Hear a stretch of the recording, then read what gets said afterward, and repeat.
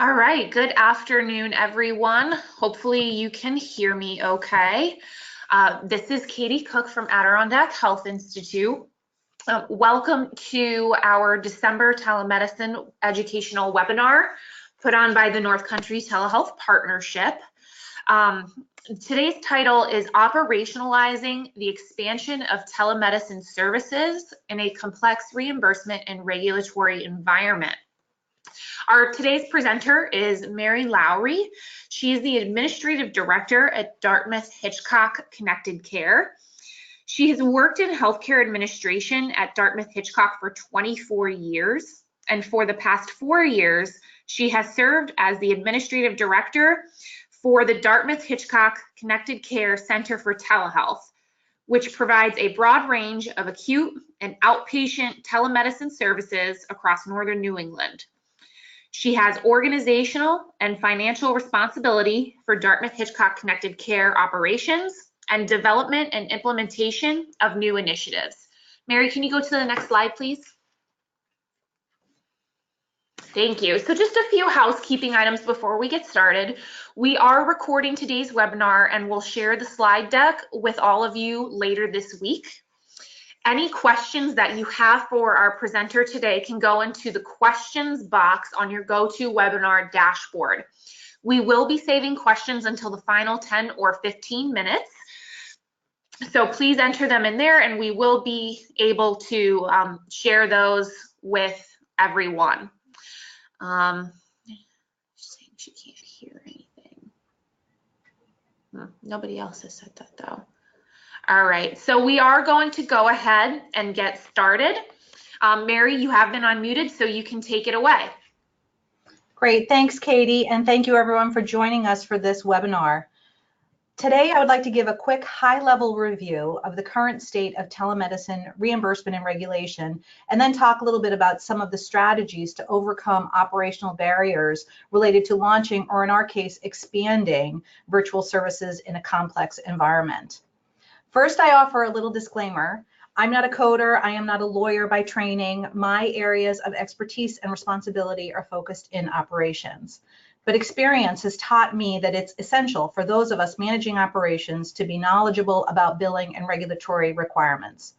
Even in a large organization with a fairly substantial infrastructure, I find I'm usually the one who has the most relevant and up-to-date knowledge and information. Now, this makes sense because this is my full-time job. I'm more invested in virtual care concerns than other areas of the organization. But when I have a solid knowledge base, I can help others in our organization to understand what we do so that they can help us in our efforts to deliver care virtually.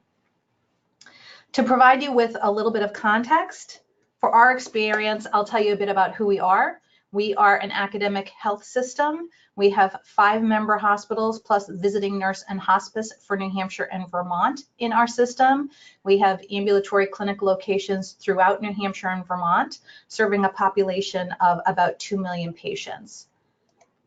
It's a broad and very rural region, but we are one of only 49 NCI designated comprehensive cancer centers. We have a level 1 trauma center, New Hampshire's only children's hospital, an array of intensive care units, and we have a helicopter and critical care ground support service known as DART. This map gives you an idea of the current scope of our telemedicine connected care services in northern New England. And in order to help address rural health challenges with a telemedicine strategy, it's been important for us to engage with hospitals beyond our system of those 5 hospitals across the region.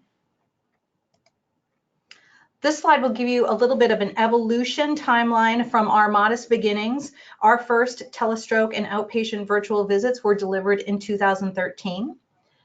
In 2014 to 2015, our organization invested in video conferencing infrastructure, and we started to deploy the telemedicine hardware obtained through the USDA grant to hospitals in New Hampshire and Vermont.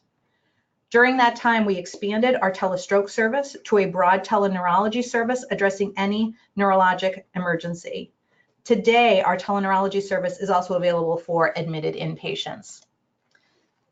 In 2016, we launched our tele-emergency, telepharmacy, and tele-ICU services, followed by emergency on-demand telepsychiatry, tele-urgent care, which is backup by our tele-emergency team to urgent care centers, and tele-ICN or neonatology. This year, we opened new state-of-the-art hubs for our tele-emergency and tele-ICU services and began tele-ICU support for the medical ICU, surgical ICU, and neuro ICU here in our own facility, while continuing to focus on the expansion of all services. We have several programs also in development. We've spent a lot of time over the past year evaluating and developing a direct-to-consumer urgent care option, and we are about to launch a pilot of what we're calling a virtualist program at 9 New Hampshire hospitals within the next couple of months. This virtualist program pilot will deliver inpatient telespecialty care in 4 high-demand areas, specialties for which we currently field hundreds of inpatient phone consult requests from hospitals in the region who lack that local expertise in-house. And finally, we are embarking on a process for developing a remote physiological or remote patient monitoring strategy, and expect that will be an area where our organization will be devoting a fair amount of time, effort, and attention in the coming year. Because we're going to spend a good amount of time today talking about reimbursement or difficulties with telemedicine reimbursement, I want to let you know that we are doing third-party billing only for our outpatient virtual visits, tele-ICN consults, and the virtualist pilot, precisely because of these reimbursement challenges. I provide this chart showing the growth of our outpatient virtual visits volume over the past 3 years as some additional context. This is our longest running service line, but the volumes are still pretty modest. This is directly related to poor reimbursement. But each year for the past 2 years, we've seen legislation in New Hampshire expanding coverage and reimbursement for telemedicine. So this has absolutely resulted in an increase in the number of services and virtual visits. We now have about 30 adult and pediatric areas, specialty, and some primary care, providing outpatient virtual visits to a number of locations, including patient home. We are seeing lots of opportunity now for care to patients at home with the passage of New Hampshire legislation that became effective in October, making patient home an eligible site for New Hampshire Medicaid patients. So turning to regulatory issues, as we know, physician licensure in the state where the patient is located is required for telemedicine services. Currently, there are 9 states that issue special telehealth licenses, which can be helpful, but also may carry some limitations. So in our example, Maine offers a telemedicine license, but prohibits prescribing. So our IBD gastroenterologist, who has a panel of patients who live in Maine, had to get a full medical license in Maine in order to provide virtual care to those patients in their homes. At last count, 29 states and DC were enrolled in the Interstate Medical Licensure Compact. This approximates reciprocal licensing, allowing state licensure in a compact state for a physician who has a valid license in another compact state. We're located right on the state line. We're in New Hampshire, on the border of New Hampshire and Vermont, so licensure requirements are a concern for us. New Hampshire has been in the compact for several years. Vermont passed a law last year to join the compact effective January 2020. So we were really looking forward to that to allow us easier licensure for our physicians to deliver telemedicine to their patients over the border in Vermont. But so far we've heard from the Vermont Board of Medicine that they're not quite ready to execute that process. New York is not participating in the Interstate Medical Licensure Compact. I haven't presented any information about non-physician licensure here. Just want to mention that there are separate interstate compacts for nursing and psychologist licensure. Consents for telemedicine consent, requirements for telemedicine consent, vary from state to state. New York requires telemedicine consent for telemental health services and generally for Medicaid members. Vermont also has a specific requirement for telemedicine consent. New Hampshire does not have a general requirement and requires telemedicine consent only for school-based care. Over the past 2 years, there's been a lot happening with telemedicine legislation. Foley and Lardner's 2019 50-state survey of telehealth commercial payer statutes reports that there has been significant legal advancement supporting the industry in 2019. Over the course of the last year, New York has had 16 active pieces of legislation related to telehealth, including a bill for private payer payment parity, which is very important. And Vermont has had 6 pieces of legislation or regulation related to telehealth. New Hampshire has had 10. Medicaid often, but not always, follows Medicare requirements from the reimbursement perspective. Some form of live video telemedicine coverage is now provided by Medicaid all across the country. 21 states, including New York, Vermont, and New Hampshire, require coverage parity, meaning Medicaid is required to cover services by telemedicine if covered in person. Unfortunately, none of our states yet require payment parity, so often telemedicine payments are discounted and reimbursed at a lower rate than in-person care. I know that New Hampshire, we are doing what we can to try to get a payment parity bill introduced in our legislature. It's great that New York has one in process. While no states still observe Medicare's rurality requirement, many still follow CMS requirements for eligible patient site. Some states specifically identify patient home as an eligible site.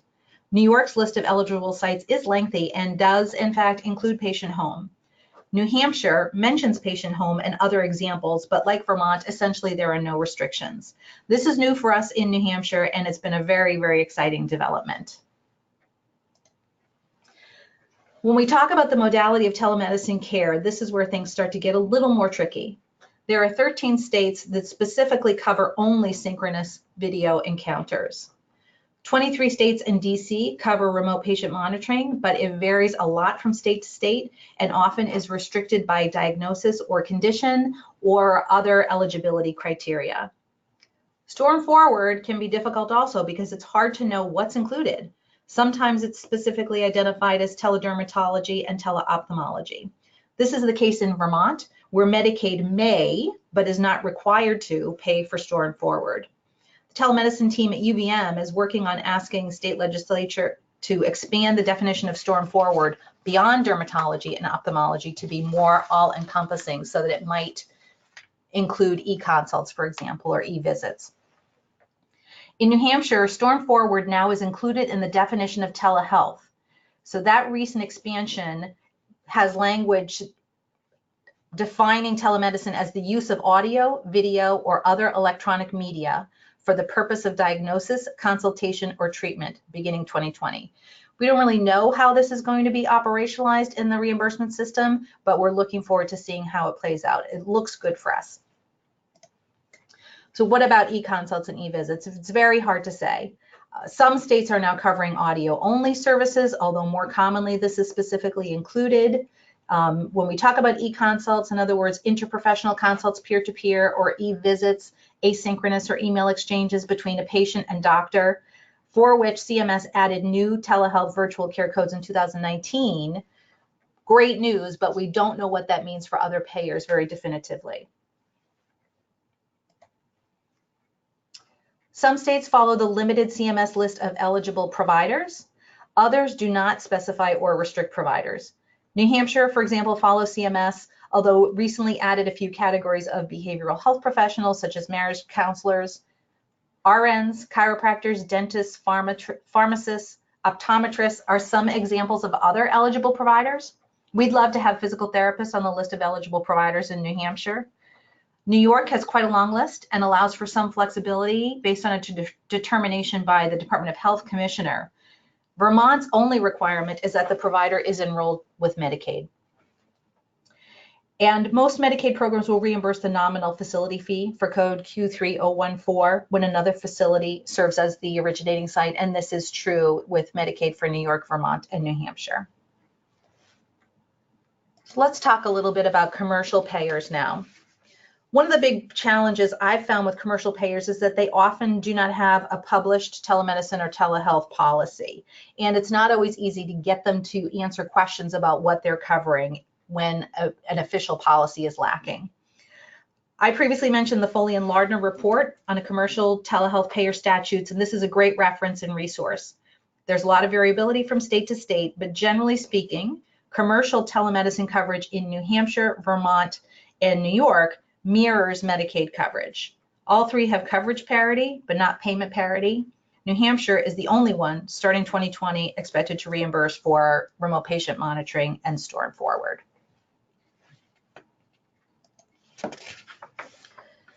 Medicare, of course, is the most restrictive in terms of telemedicine reimbursement, with multiple requirements related to geography, eligible providers, eligible sites, eligible codes, and a definition of telemedicine as live, interactive, audio, video only.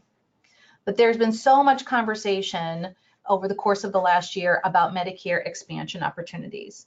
With the introduction of these virtual codes, Medicare essentially provided reimbursement for e-consults between peers and e-visits between patient and provider within some restrictive parameters. I won't spend a lot of time on the nuts and bolts of these codes, and just want to comment that while these represent great progress, they also put a lot of responsibility on the requesting or primary care provider regarding informed consent, including patient's financial responsibility and other requirements. We found it a little bit hard to be excited about these new CMS codes when other payers have not also added this coverage. It's difficult to operationalize a service across a patient panel when Medicare is the only one paying for the service. What do you do for your commercial or Medicaid patients? Here are the unbundled codes for remote physiologic or patient monitoring. Many organizations are focusing on this area now, and there are so many cases demonstrating cost savings. That argument is compelling. It feels like a good place to invest. Unlike e-consults and e-visits, remote patient monitoring is generally more broadly covered by other payers, at least for some patients. This year also saw an expansion of coverage for stroke and end-stage renal disease and patients with opioid use disorder or a co-occurring mental health disorder. Unfortunately, the special registration for telemedicine prescribing for opioid use disorder has not happened on time. This was due in October 2019, and this is an impediment to the delivery of this important care by telemedicine.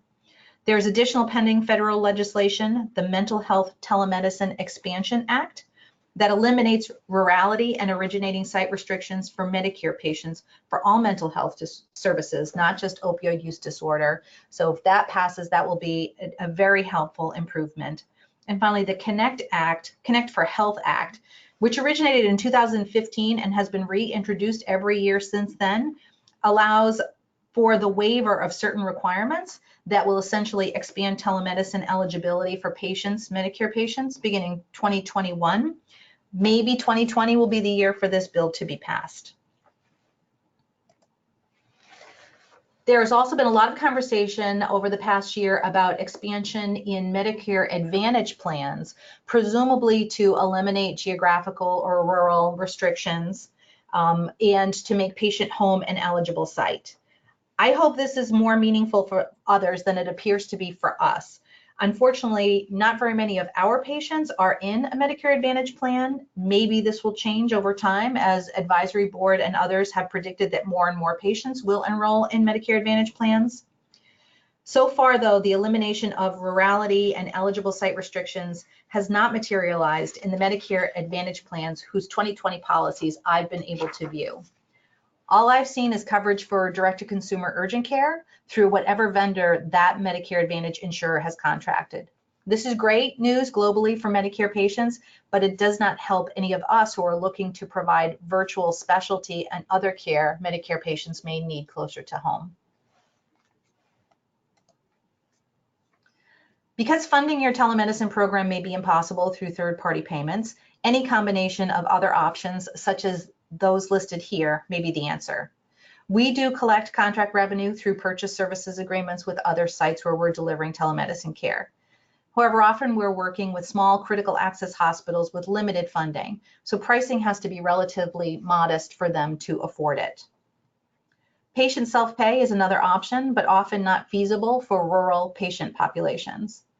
In both of these cases, telemedicine can feel like a nice to have, where the promise of cost savings elsewhere in the system or further in the future is not enough to offset the need to have to write a check or pay up front. Philanthropic funding can be hard to find. Some organizations have been very successful in this vein, though. Earlier this year, just as one example, New York Presbyterian announced they had received a $50 million grant or gift to fund their Institute for Health Innovation. Research or grant funding is another option that many organizations have leveraged. The dollars are out there. They're not always easy to get, especially if you've already made some progress along the path of virtual care. A lot of the opportunities are geared toward people entering that pathway. But I saw recently some press about Hudson Headwaters receiving $1 million grant to create a mobile health program. So there are funds out there to be had. Organizational support, including financially, is often then what makes up the difference in the cost of sustaining a telemedicine program. That certainly is the case for us. I've heard other people speak to the importance of champions and leadership support in promoting and sustaining their telemedicine program, and we are fortunate to have this as well from our senior leadership team. Telehealth is well aligned with the strategic priorities of our organization and can help with achieving our strategic objectives. In our case, we understand that organizational financial support may be extended without direct financial return or margin in our program, so long as it is helping to meet other organizational goals.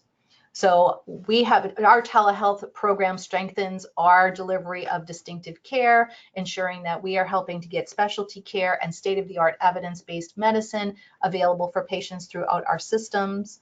It helps to support our initiatives and focus on keeping care local in our rural region. And we also have an opportunity to create opportunities that will attract, engage, and sustain our workforce. So there are benefits for patients, but also for our employees who may have the opportunity for more flexible work arrangements as telemedicine providers.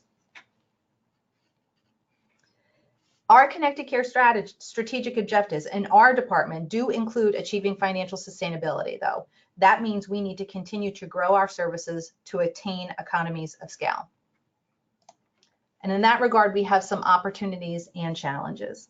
Because our funding sources are relatively limited, we have to figure out how to maximize reimbursement to help support the expansion of these services. While we continue to see good progress with reimbursement and regulatory changes, for now, it's still difficult to keep track of who pays for what and where, and to operationalize an expansion around these variables.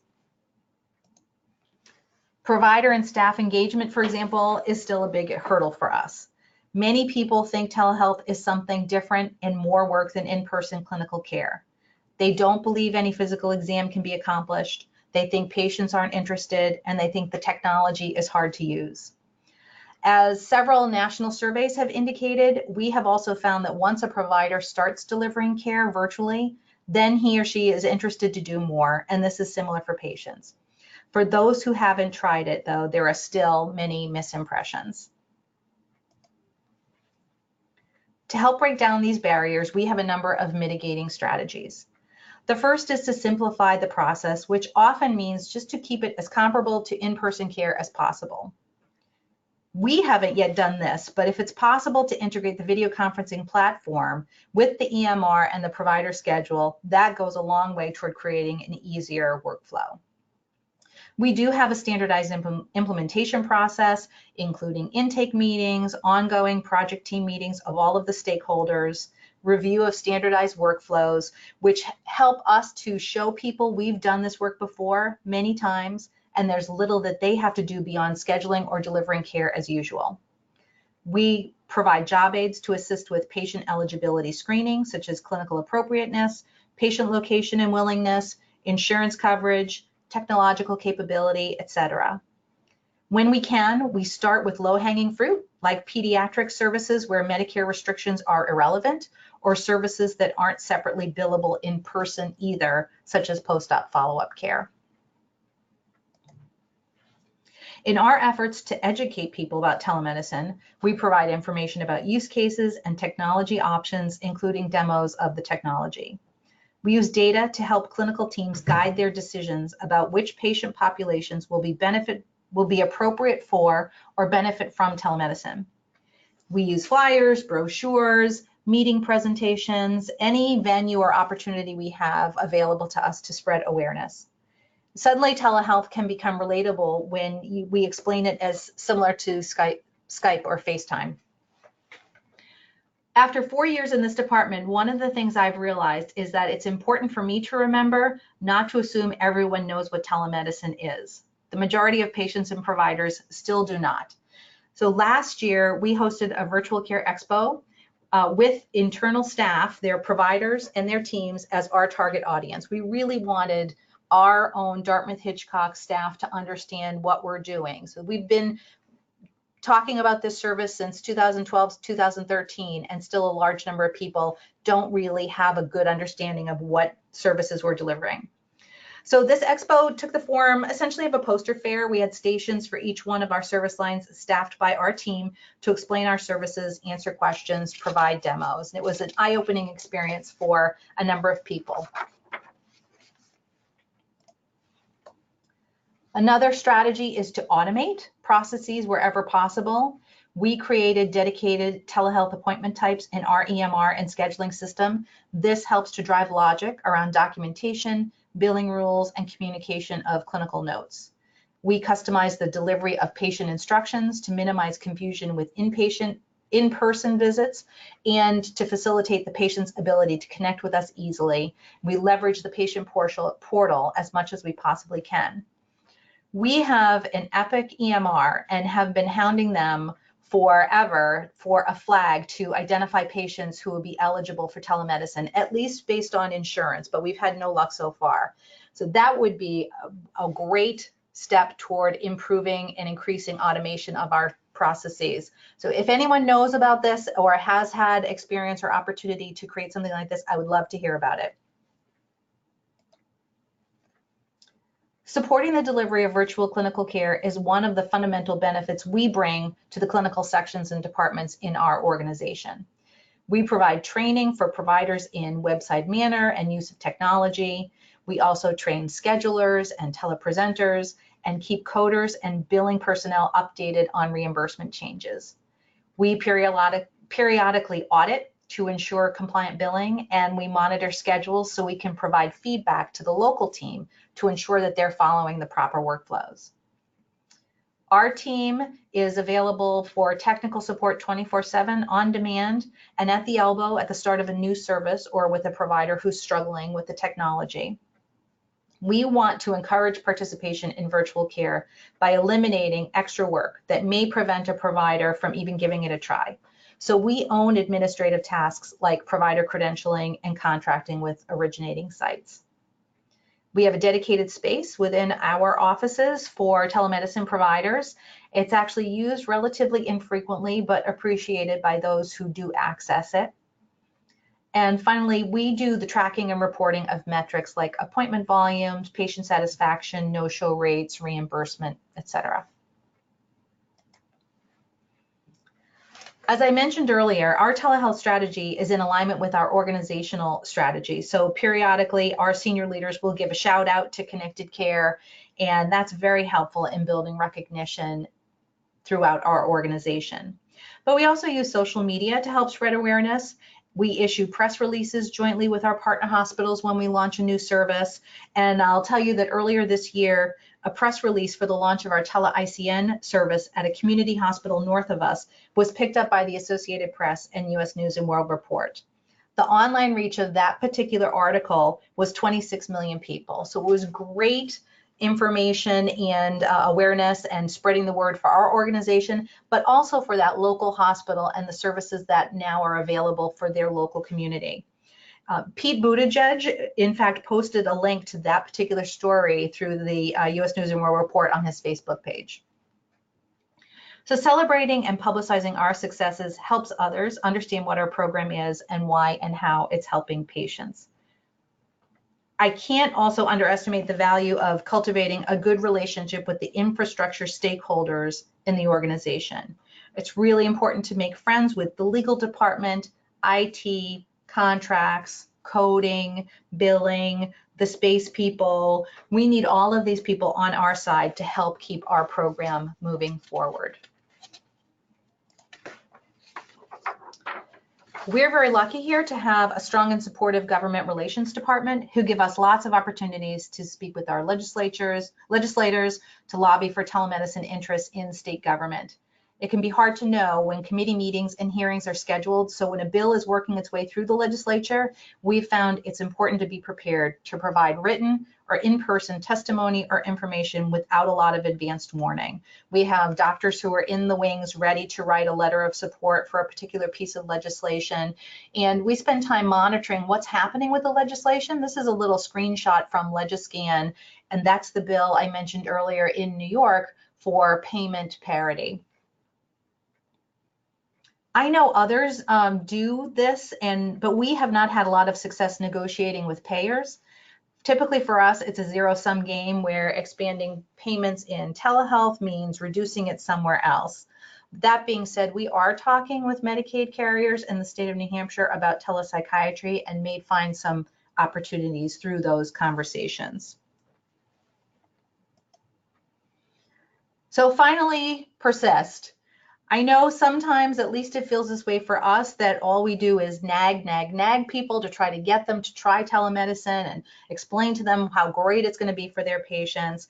And I think we've learned that it's important not to be discouraged by false starts or programs that don't take off.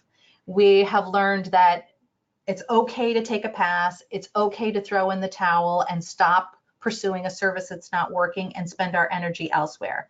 But it's important not to give up. We need to keep talking, keep promoting, keep sharing information about our service.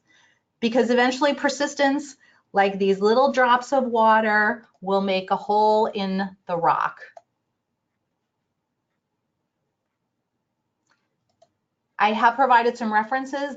These are some great sources if you are not familiar for information about reimbursement and regulatory requirements for telemedicine, and they provided all the information that is in today's presentation. So I know I'm ahead of time, but that's everything I have. Thank you very much. Happy to answer any questions if I can.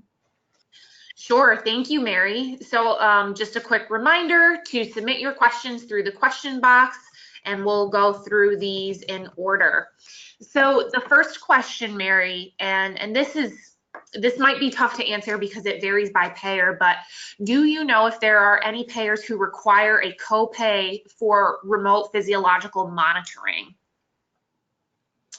I do not know the answer to that. So the new CMS codes that they have put out do have patient copay. So to the extent that payers are following CMS, they likely are going to have it. But it does vary with each individual payer. So I apologize for not having more information. All of the new virtual care codes by CMS do include a patient copay component. And this is one of the things that's very difficult, as I said, in terms of operationalizing that, because if I'm the primary care provider who wants my patient to have an e-consult, or I want to have an e-consult on behalf of my provider, but that patient's not a CMS patient, I may not necessarily know what the out-of-pocket requirement is for that patient, and the law, the CMS rule requires me to notify the patient that they will have a financial burden. Okay, thank you for answering that. The next one isn't necessarily a question, but more a suggestion. If you've heard of the company called Med Symphony, apparently they have an EMR platform where it's built from the ground up with telemedicine integrated.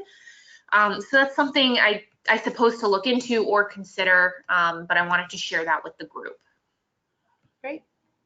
I will say, Epic is developing its telemedicine functionality a lot. Okay. They have had telemedicine functionality for the last several years, and they continue to grow and improve it. The one thing that they don't have is just this way to help us flag patients who would be eligible for telemedicine, at least not yet. Okay. Do you have any skilled nursing facilities utilizing your telehealth services? And if so, and what are the most common clinical areas? We are talking with our geriatricians about delivering some telemedicine care to nursing homes. I think there are about half dozen of them. And it's really kind of the primary care. We're not delivering specialty care to those facilities just yet. One of the things that's tough is within a single facility, there will be patients who are in SNF or rehab beds, and there will be Medicare reimbursement for those. And then there are patients who are in long-term care beds, and those are not eligible sites for telemedicine.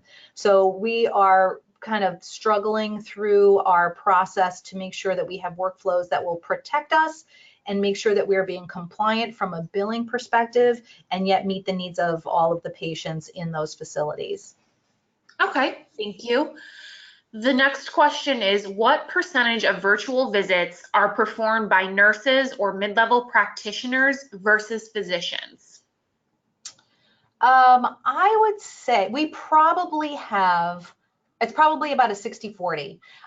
One of our larger, in terms of volume, outpatient virtual visit services is genetic counseling, and it's genetic counselors who are delivering that care. And we also have psychologists who are delivering care mainly in embedded services. So for our GI bariatric program, there's a psychologist who's providing outpatient virtual visits to patients at home. Otherwise, the regular specialty services, it's mostly physicians. Right. Okay. The next question is, what is your typical no-show rate for outpatient video visits? Our no-show rate, we've only started looking at this relatively recently with the increase in volume over the last, since last year's legislation that allowed home visits for commercial patients. So we don't have, our data set in that is not particularly robust. I would love to say that it's better than the in-person no-show rate, and we are not able to say that at this point. Okay. Yeah, so it's comparable to our in-person rate. We have every expectation that the more we are delivering these services to patients at home as opposed to in another facility, we should see that improve. Right.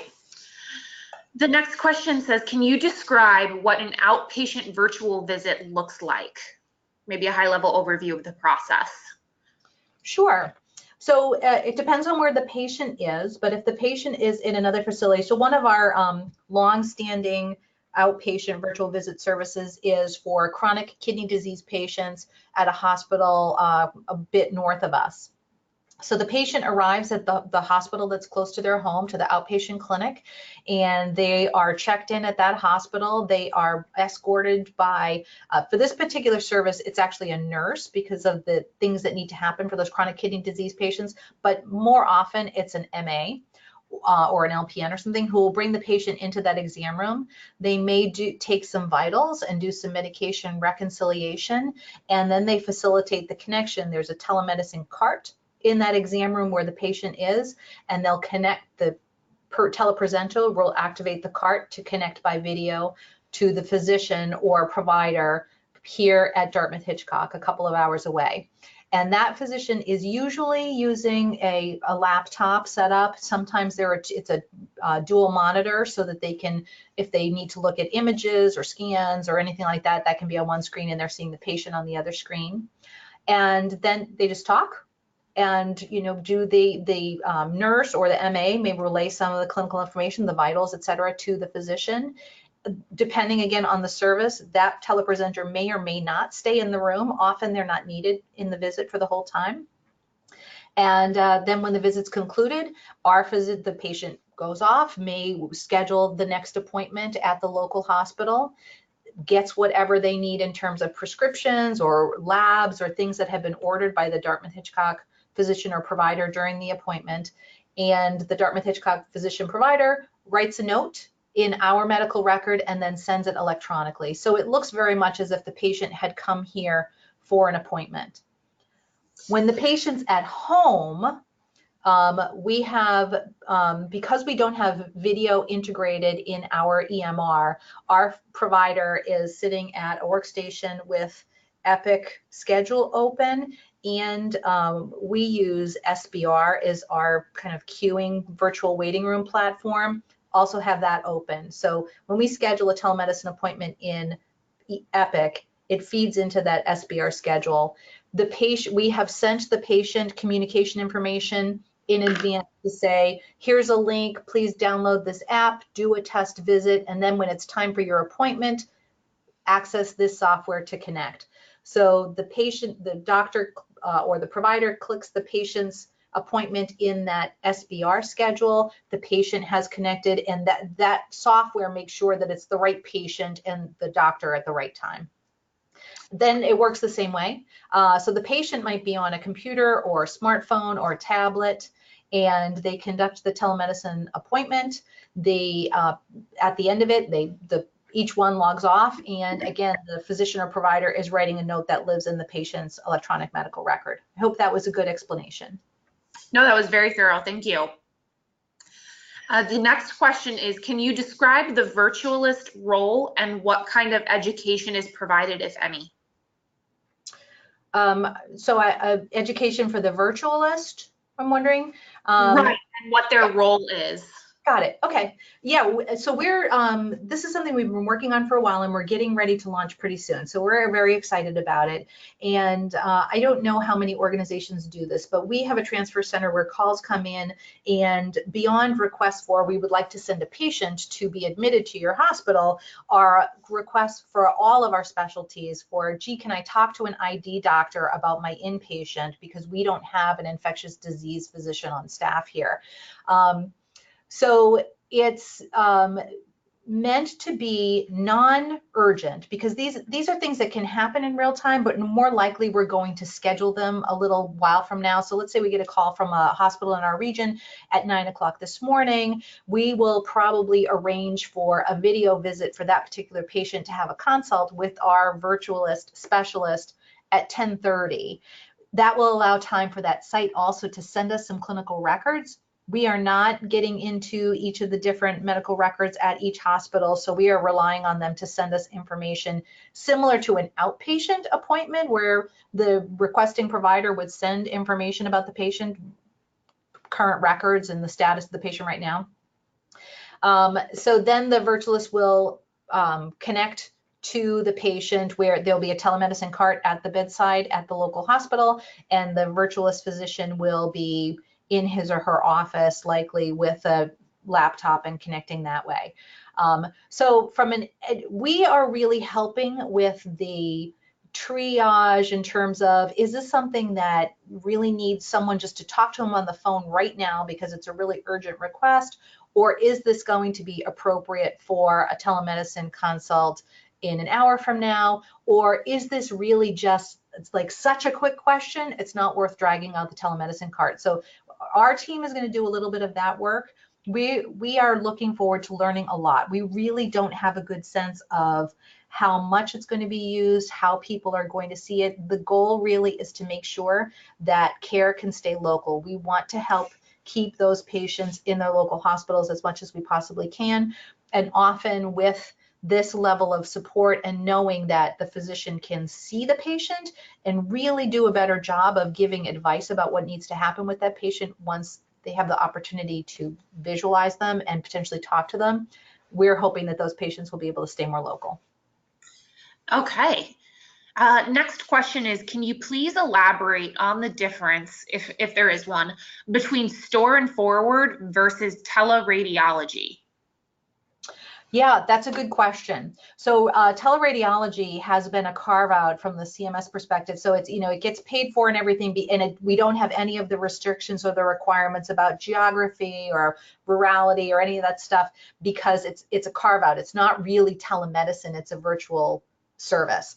And that is how these new virtual codes that came about in 2019 were able to be enacted without, acts of Congress to modify the telemedicine statute, because they're not telemedicine. It doesn't matter where the patient is when the e-consult happens.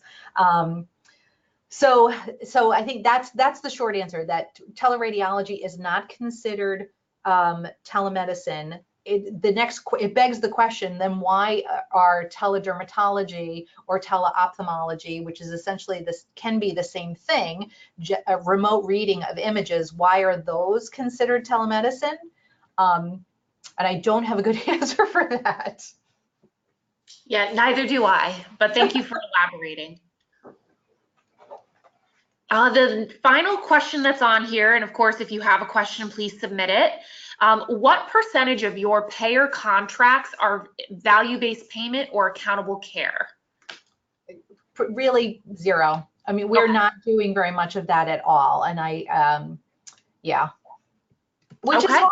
You know, the more we move in that direction, the easier it becomes to make the financial case for telemedicine. Right. There are no more questions that have been submitted at this point. So again, thank you so much, Mary, for your time today. We will be sending out the slide deck and the recording later this week, so you can access it or share it with your teams, your providers. Again, I'll be sending out Mary's contact information if you want to follow up with her. And of course, have a wonderful holiday next week, and thank you for joining us. We will be doing another webinar sometime in February about telehealth from the payer perspective. So stay tuned for more information about that, and have a wonderful day. Thank you. Thank you.